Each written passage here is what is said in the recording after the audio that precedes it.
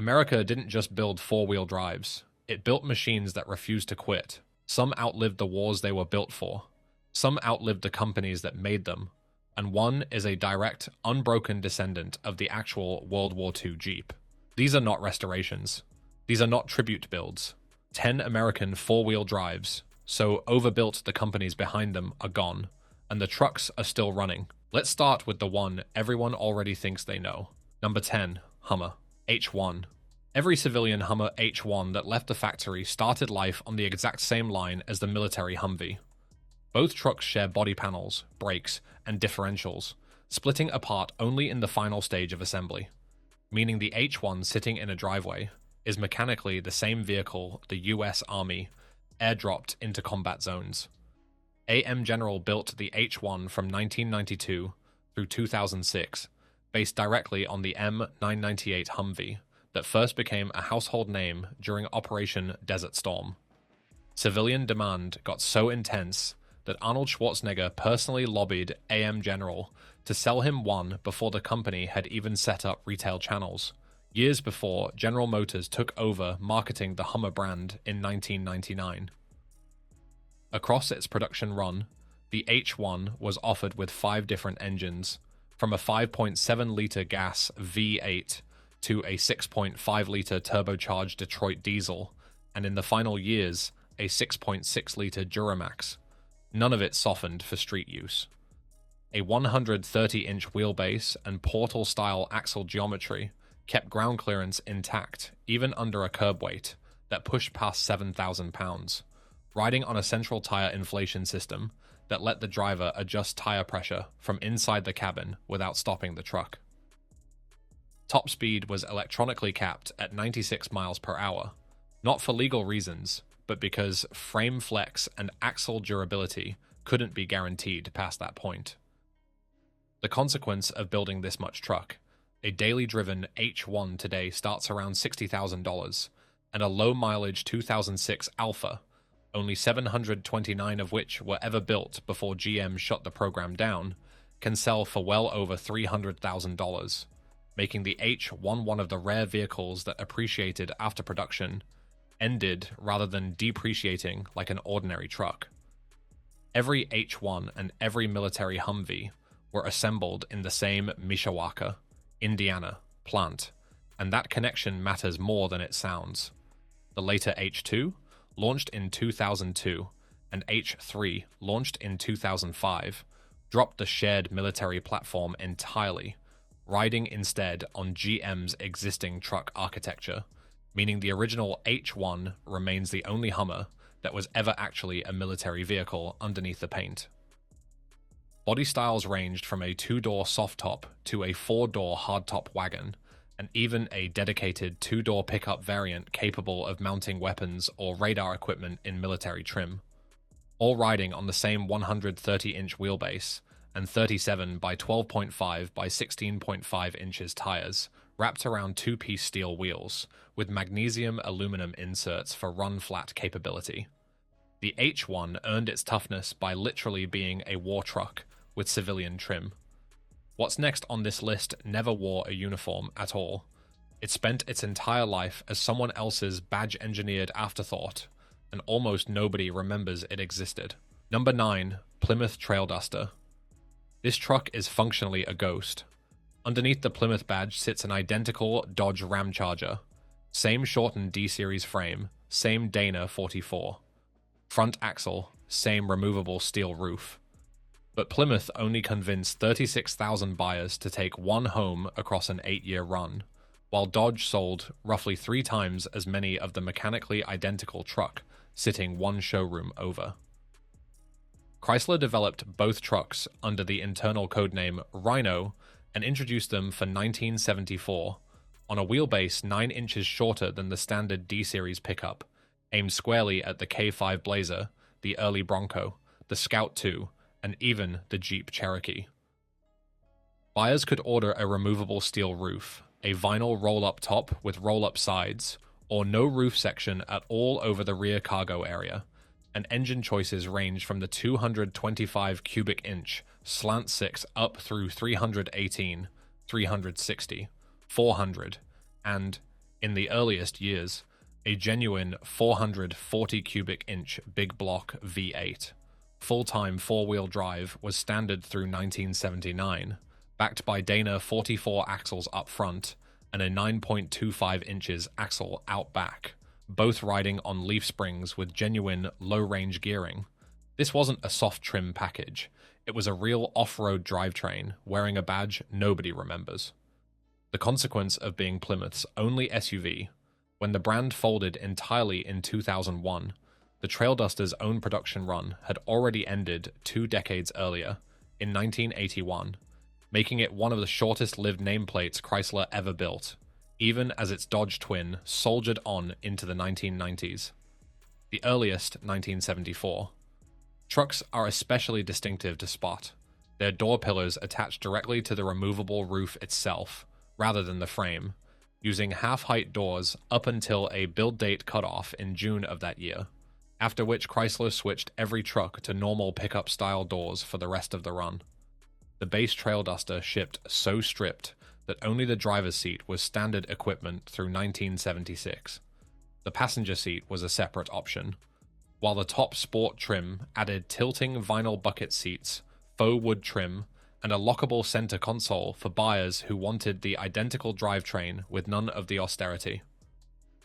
Competition for the badge came from every direction at once. The Dodge Ramcharger it was cloned from, the Chevrolet K5 Blazer, the full-size Ford Bronco arriving in 1978, the International Scout II, and even the Jeep Cherokee.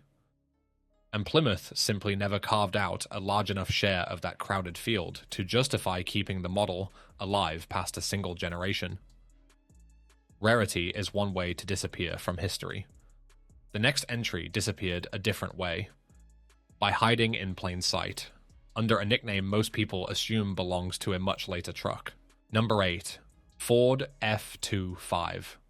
Oh, Highboy. Ford never called this truck a Highboy.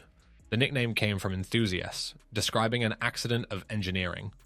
Because the transfer case bolted separately from the transmission instead of directly behind it, the front driveshaft needed extra clearance, and the whole truck ended up sitting noticeably higher than its two-wheel drive sibling. An unintentional lift kit baked into the frame. Built from 1967 through mid-1977, the Highboy came standard with Dana 44. Front axles, some trucks got the heavier Dana 44 HD, or even an optional Dana 60, paired with an 8-lug Dana 60 rear axle, and a 4.10 gear ratio across the board.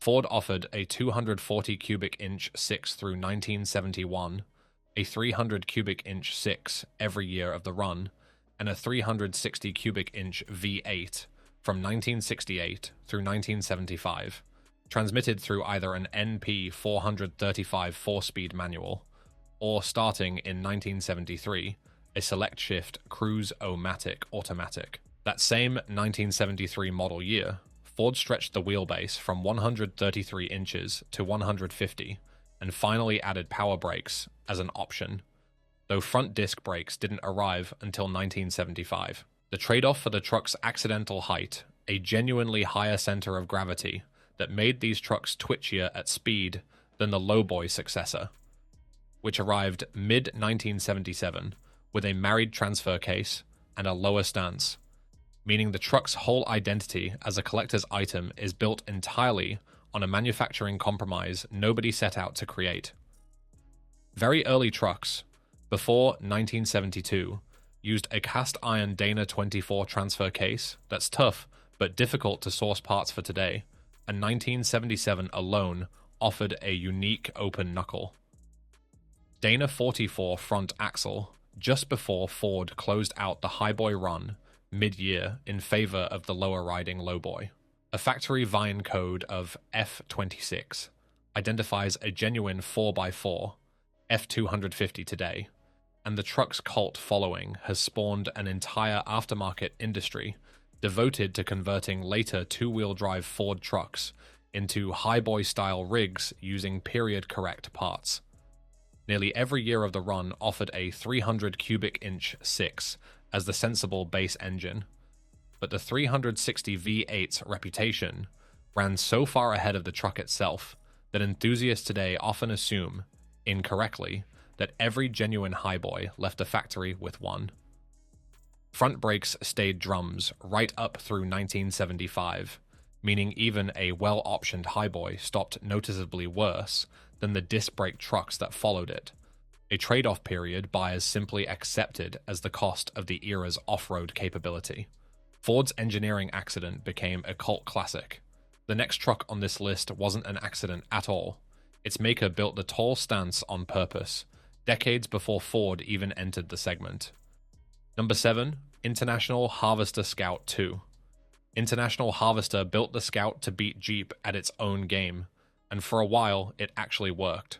More than 500,000 Scouts left the Fort Wayne, Indiana plant across 2 decades, outproducing the entire early Ford Bronco run more than 2-to-1. The Scout II launched in 1971 as a heavier, more comfortable successor to the original Scout 80 and 800, replacing 3 horizontal bar, early grills with revised trim nearly every year, and offering a 196 cubic inch 4-cylinder, 232, and later 258 cubic inch 6s, and 304 or 345 cubic inch V8 options, plus Terra pickup and Traveler wagon body styles, added from 1976 onward on a stretched 118-inch wheelbase. Production didn't end because the truck stopped selling. A United Auto Workers strike in 1979 and 1980 crippled International Harvester's manufacturing capacity right as the company was preparing composite body panels and a Nissan turbo diesel option for a planned Scout 3.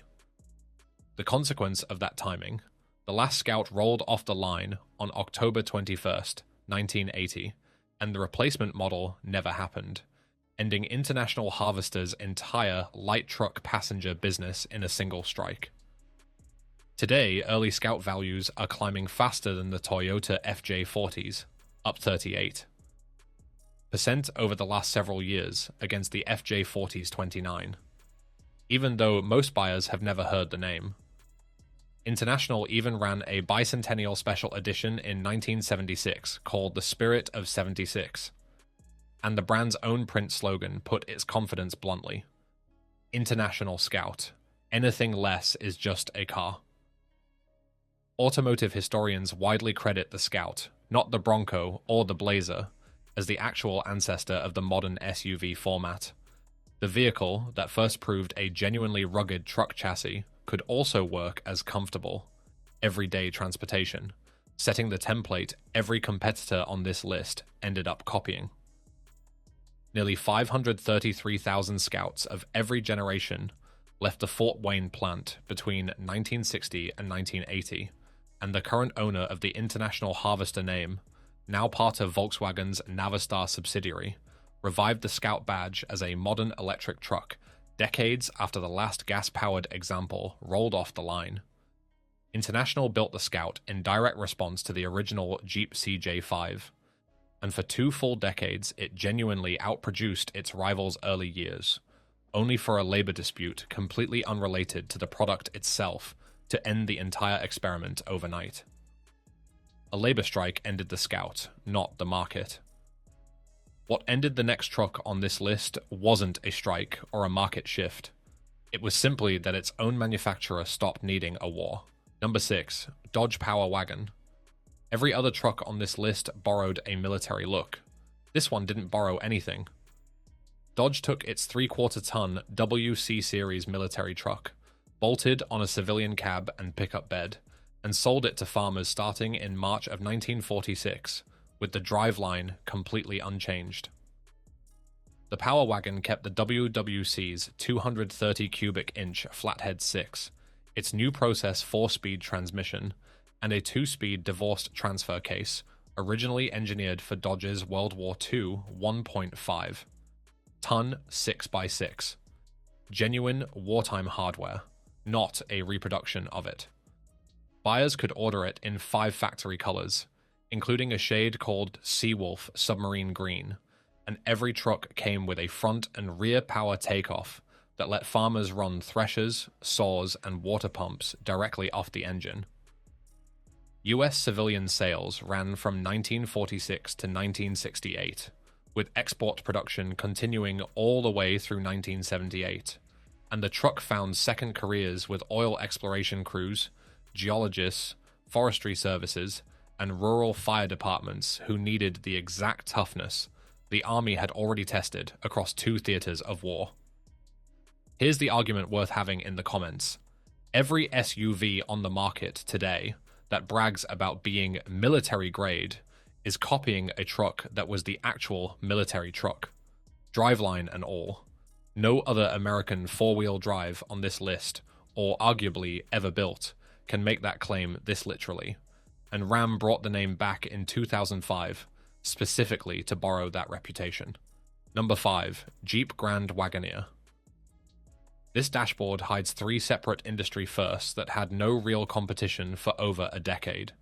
The first automatic transmission ever offered in a 4-wheel drive vehicle, the first overhead cam 6-cylinder truck engine, and the first 4-wheel drive vehicle with independent front suspension, all in a single 1963 model year. The Wagoneer platform survived 3 different corporate owners, Kaiser, American Motors, and finally Chrysler.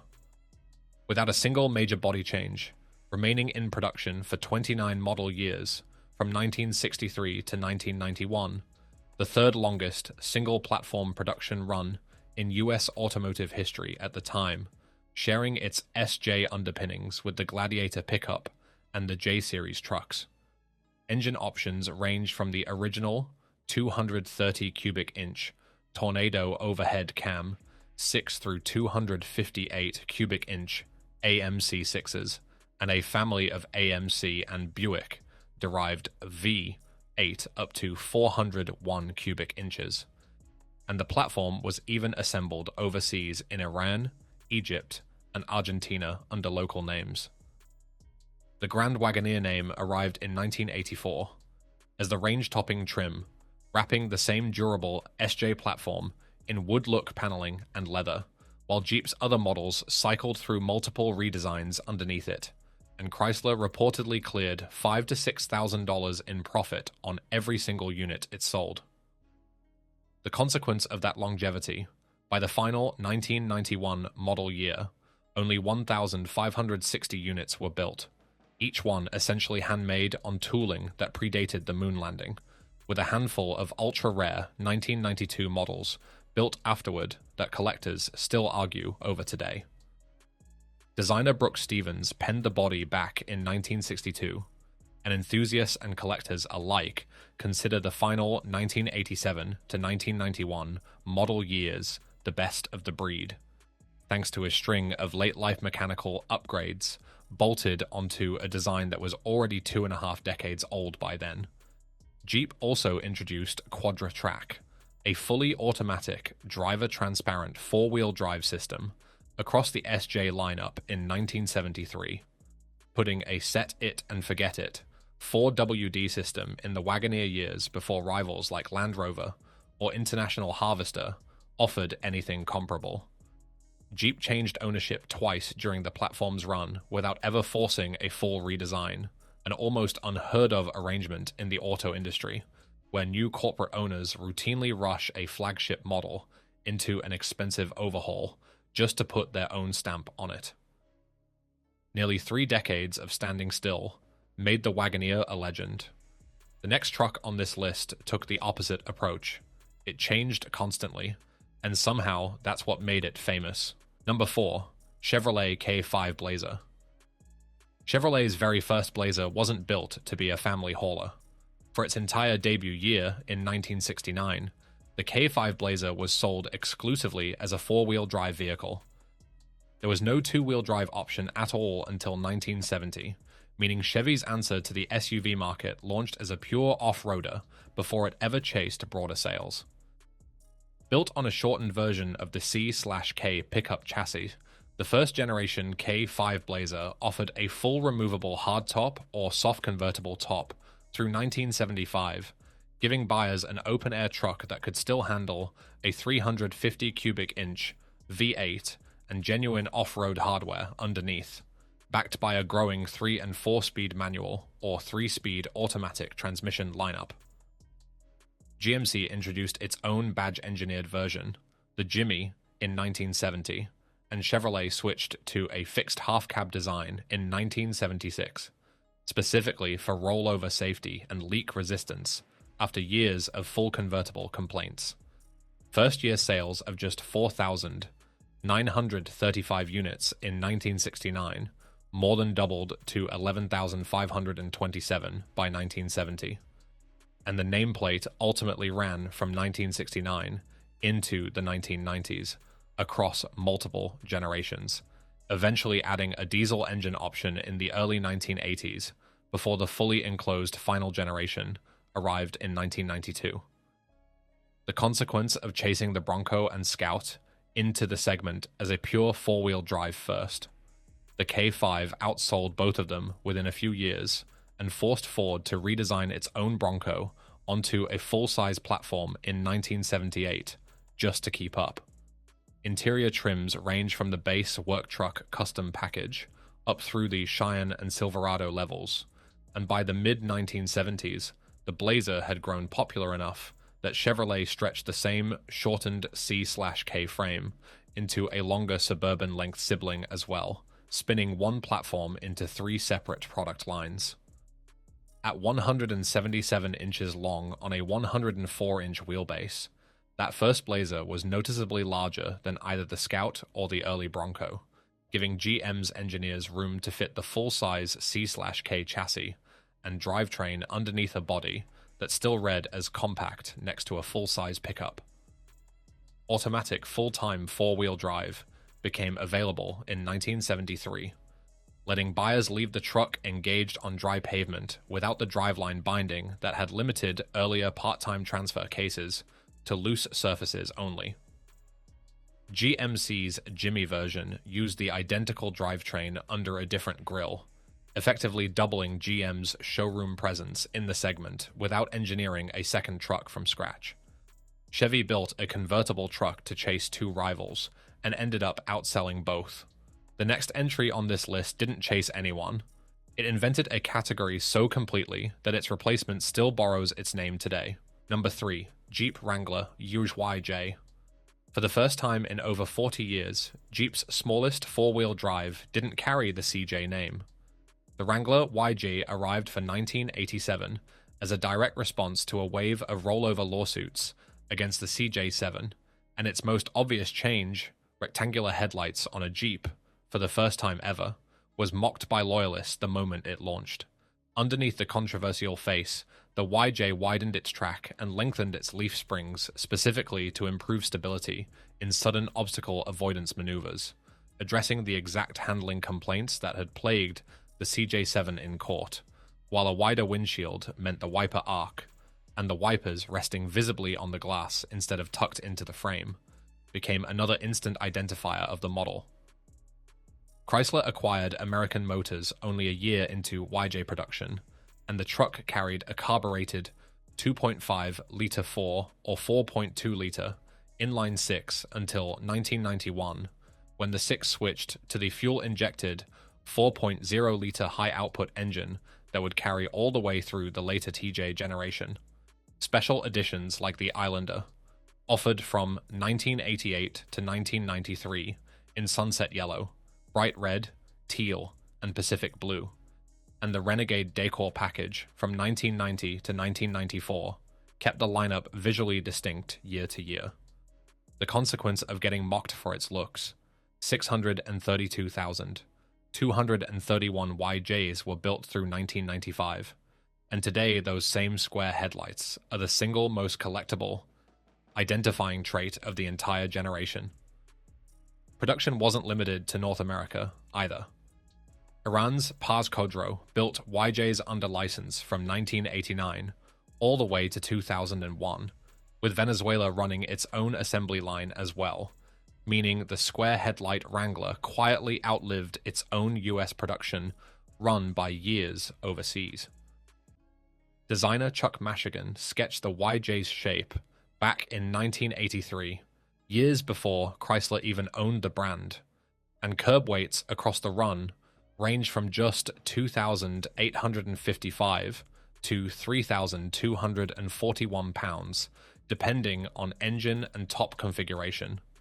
Genuinely light by modern standards, which is part of why so many YJs are still daily driven rock crawlers today.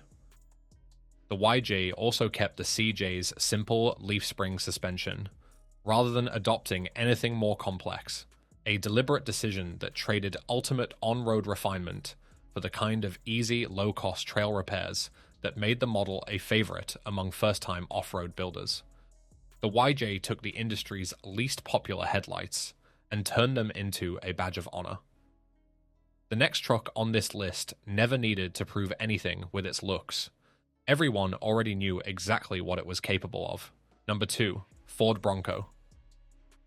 The same two men who greenlit the Mustang also built this truck from a completely blank sheet. No borrowed car platform, no shared chassis with anything else in Ford's lineup. Lee Iacocca and product manager Donald Frey gave engineer Paul Axelrod a mandate to build a go-anywhere vehicle from scratch, and internal Ford memos reportedly called the project GOAT, goes over any terrain. The first generation Bronco launched for 1966 in 3 body styles: wagon, half-cab sport, utility pickup, and a doorless roadster, riding on a Dana 30 front axle and a Ford 9-inch rear, until Ford upgraded to the stronger Dana 44 partway through 1971, backed by a Dana 20 transfer case that switched from a T-shift pattern to a J-shift pattern in 1973. Engine choices ran from a 170 cubic inch 6 through a 289 and later 302 cubic inch V8, and racer Bill Stropp built a special edition Baja Bronco in 1971 with dual shocks and a roll bar that fewer than 700 buyers ever ordered. Front disc brakes didn't arrive until the final 2 model years, 1976 and 1977, closing out a 12-year run after Ford discontinued the Roadster in 1968 and the pickup body style in 1972. The consequence of building a dedicated platform instead of reusing an existing one. Total first-generation production landed around 220,000 units over 12 years, fewer than either the Scout or the K5 Blazer built in a similar span, making genuine early Broncos rarer today than their reputation suggests, and a major reason values on clean examples have climbed harder than almost anything else on this list. Ford is marking the nameplate's 60th anniversary this year, and the current restoration market prizes 1971 and later trucks, specifically for that mid-year Dana 44 upgrade, treating anything built before it as a part swap candidate rather than a numbers matching original. The whole platform rode on a tight 92-inch wheelbase, chosen specifically for off-road maneuverability, and Ford built the doorless Roadster body style only through 1968, before buyer demand shifted entirely toward the fully enclosed wagon for the rest of the run. Ford discontinued the pickup body style in 1972 for similar reasons, narrowing the Bronco lineup down to a single configuration, years before the model itself was replaced by a completely different, full-size platform in 1978. Ford built a truck from nothing and made it an icon almost by accident. The final entry on this list didn't need an accident, a lawsuit, or a strike to become the most important four-wheel drive America ever built. It just needed to survive long enough for everyone to notice. Number 1, Jeep CJ5. Every truck on this list eventually gets called military-inspired. This is the one truck on the list that can trace its body design in an unbroken line back to the actual World War II Jeep, not inspired by it, descended from it, through a documented chain of army contracts that never skipped a generation. More than 640,000 Willys, MB, and Ford GPW Jeeps were built between 1941 and 1945, parts fully interchangeable between the two makers, and General Eisenhower later named the Jeep one of 3 decisive weapons the US had in the entire war. That original MB evolved into the civilian CJ-2A in 1945, then the CJ-3A in 1949. It's self-adopted by the Army as the M38, and then the round-fendered M38A1, built for Korea from 1952 to 1971, with over 101,000 units produced. It was the M38A1's rounded fenders and hood that became the direct design basis for the 1955 CJ5, which stayed in production for 28 years, alongside a stretched wheelbase CJ6 variant, and later, the small pickup CJ8 Scrambler. The CJ7 followed in 1976 with a stretched frame for stability, offered in Renegade and Golden Eagle special editions, and automotive historians consider it the last classic Jeep model that could draw its lineage directly to the original wartime MB and GPW before the YJ broke the chain in 1987. The consequence of that unbroken chain, combined CJ5 and CJ7, production topped roughly 980,000 units, around 603,000 CJ5s and 379,000 CJ7s, making this the single longest-running direct military descendant ever sold to American civilians. Even the name itself likely started as Army slang, a shortening of GP for general purpose, and Willys later trademarked Jeep for civilian use once the war ended, turning a soldier's nickname into the entire off-road industry's founding brand. Willys also sold two-wheel drive Dispatcher DJ variants alongside the four-wheel drive CJ line for buyers who wanted the looks without the capability, and the very first CJ-2A in 1945 introduced features the wartime MB never had at all: a tailgate, a side-mounted spare tire, and an external fuel cap. Small changes that turned a war machine into something a farmer could actually load hay into. That 1945 tailgate and side-mounted spare tire are still standard features on the Wrangler sold today, a design thread running through 4 distinct Wrangler generations: YJ, TJ, JK, and JL, on top of the 7 CJ variants that came before the Wrangler name even existed. 9 trucks on this list borrowed the military's toughness, its parts, or its reputation. Only one of them is the military truck's actual grandchild: round fenders, wartime, lineage, and all. That's the list. 10 American four-wheel drives, from a badge-engineered ghost that only 3 people remember, to a truck whose family tree runs straight back to 1941. Which one surprised you the most?